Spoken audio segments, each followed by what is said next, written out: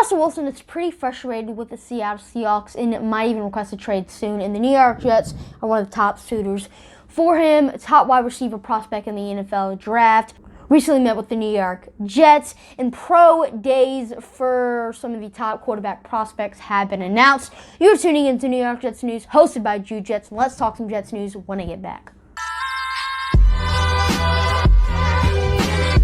Good afternoon, Jets Nation. Hopefully you're having a wonderful Thursday afternoon. If you are new here, make sure to hit that subscribe button. But if you're like Jude, I haven't even watched the full video yet. I don't even know what you're about. Watch the entire thing, because I guarantee you, by the end, you'll make a decision that'll make me smile. Also, don't forget to smash that like button as soon as you can. Every like I get, or the more likes I get, the more YouTube recommends my videos to viewers who have never even heard of New York Jets news. With all that boring stuff out of the way, let's talk some Jets news. So why is Russell Wilson frustrated with the Seattle Seahawks? Well, apparently, after the Super Bowl 55, Russell Wilson spoke with Pete Carroll to discuss how to fix the offensive line. Wilson wanted to know the team's plan, but it wasn't relayed to him, at least not to his satisfaction, according to an NFL update. And according to Bleacher Report, Russell Wilson's camp called for NFL teams, one of them being the New York Jets, about a potential Russell Wilson trade. It was also reported, whenever this Russell Wilson news started to kind of break out, that the Jets would actively pursue him if he does come available via trade. But according to Adam Schefter, Russell Wilson gave a list of teams to the Seattle Seahawks, the list of teams being teams he'd like to be traded to, and the Jets weren't on that list. But Wilson does not have a no-trade clause, meaning he can't pick where he wants to be traded, unlike Deshaun Watson, who also spoke to Texans head coach David Culley and probably only told him, "I still want out." Anyway, back to Wilson. So since he does not have that no-trade clause, he can't pick where he wants to be traded. So he could very well be traded to the New York Jets, but really, I don't think Russell Wilson gets traded. I think him and Seattle can work something out. And if his only problem is offensive line, expect Seattle to go offensive line heavy this offseason.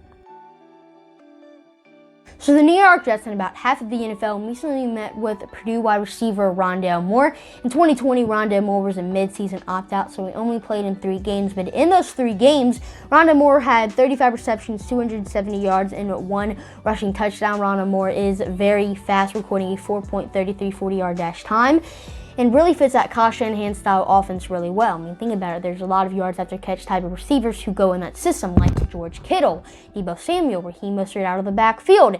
And if the New York Jets really are interested in drafting Rondale Moore, I think they should do that at pick 23. I mean, in recent mock drafts, Rondale Moore is kind of going in the later parts of round 1, but I've also seen mock drafts in which he's fallen to round 2, so maybe the Jets can snag at pick 34. But really, if the Jets are interested in getting a starting caliber receiver this offseason, which they definitely should be, I think they should do that via free agency. I mean, there's much more bigger holes we need to fill in the NFL draft than receiver. I mean, I don't think we should draft a receiver this early. That pick 23 should be an edge rusher or a cornerback or an offensive lineman instead of a receiver.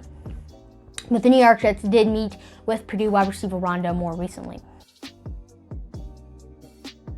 Recent reports that have come out say that the New York Jets are in no rush to move on from quarterback Sam Darnold, and that they are going to be evaluating the top QBs in the NFL draft thoroughly. And the best way to evaluate a player is by watching them in person. And sadly, there's no NFL Combine this year, so NFL teams that want to watch or evaluate certain players are going to have to attend their school's pro day. And pro days for the top QBs schools have been announced. So March 12th is North Dakota State's Pro Day, which Trey Lance is participating at.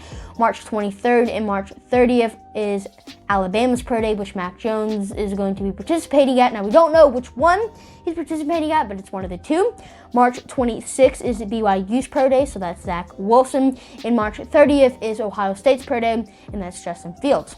Well, that is all the news I have for you guys today. Hopefully I convinced you to hit that subscribe and like button. Make sure to comment down below your thoughts on today's video. Thanks for watching. I'm your host, Jude, signing off for now. See you later.